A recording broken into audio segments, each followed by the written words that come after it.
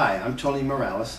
I'm the short sale negotiator here at All Nations Realty, and my former employment was with a bank. I worked in a short sale department for 5 years, and what my duties were was to basically approve and decline short sales, and I was responsible for reviewing all the packages.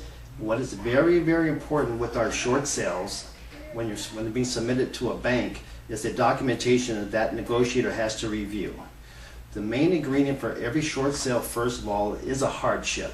We're always looking for a hardship. What is the reason why the homeowner defaulted on the payments, or the reasons why they're going to default on the payments, such as pending layoff at their job.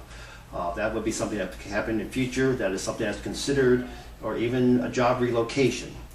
What's very important is the documents that we have to review, that is sent to the negotiator, is accurate information, up-to-date information. Most banks require your most recent pay stubs, most recent bank statements, 2 years of tax returns, and your hardship letter. Oh, and also a financial statement. Your financial statement is very important because that's going to show what your current budget is. It's going to show where your expenses are now more than what your income is. So it's very important that when they analyze that, to know that you really have a financial hardship. One of the main things that we see that the agents do is sometimes not have a complete package. They get a couple pages this day, a couple pages that day. If you're working with your agent, it's very important to get all your information to them at one time and as soon as you can, because that's going to also help with the buyer situation. Because somebody's made an offer on your property, and they're kind of dependent on that agent to get that approved for them, so that they can get the house as soon as they can, and to look at your situation on how you're going to be doing your relocation as well, so that all that comes in the same time.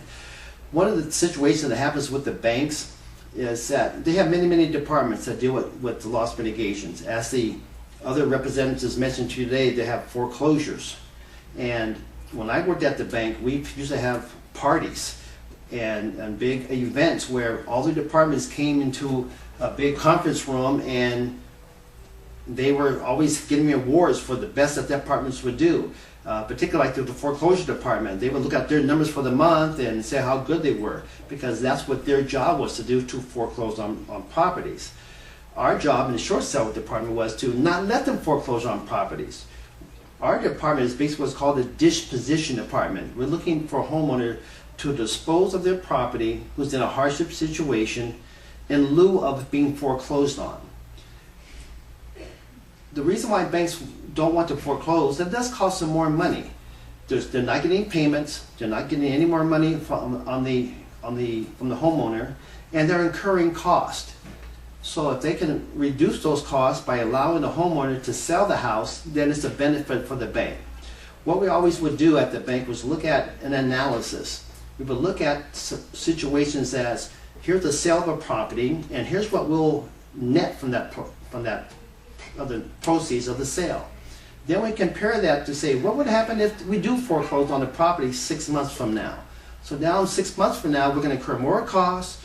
We're going to incur foreclosure fees, attorney fees, property acquisition fees, and now the person owns this, and possibly the value might go down between this time and that time. So we're going to see what our net proceeds are if we foreclose on the property. And then what's normally going to happen at that point is we're going to see that we're going to get more money now with a short sale. That's going to help us. That's going to help out the homeowner, and prevent a foreclosure from happening, which is basically the best results you want to have.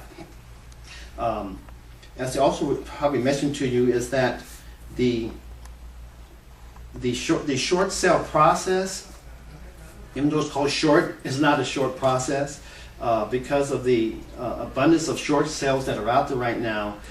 Most are taking an average 60, 90 days, some even longer, depends on who it is. Understand your bank that you're making your payments to, they are basically a servicer. They're servicing your loan from an investor. Your investor can be either a private investor or a government investor. The most common Government investors are your Fannie Mae, FHA, and Freddie Mac. So a lot of times the servicers have to go to them for approval. Sometimes your loan can even have what is known as mortgage insurance on it, or PMI insurance. If you didn't put a 20% down on your home, just most likely there's private mortgage insurance on your loan.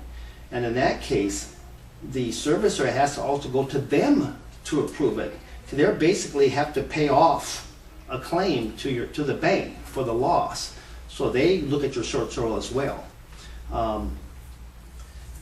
Most of the time, short sales, as I mentioned, our obligation is to get them approved. It's very rare that a bank will be turning down. The most important thing that you're looking at for you selling your property is that you're getting a good fair market value for your offer. If an offer is too low, then the bank most likely won't be approving it. The banks establish a value themselves on the property, and they're looking for that offer to be in that range. For an example, if you owe $350,000 on your home, but now the bank goes out there and says the value is, okay, $250,000. Well, if somebody made an offer, let's say for $150,000, do you really think the bank's going to accept that offer? Most likely not, because the bank knows if they get the property back, they can sell it for a lot more than what this offer is. Most fair market value offers have to be in the range of that number that the bank said the value is. So if it's $250,000, fair market value can mean maybe $235,000, $240,000, $245,000. It depends on the condition of the property and where it's located, and if it's in a market that's slow or a market that has a lot of activity, the bank may know that. So that always helps them too. So basically that's the information I wanted to provide to you for your seminar. I'm sorry I couldn't be here today to answer questions, but the ladies here will probably be able to take care of that for you. Thank you very much.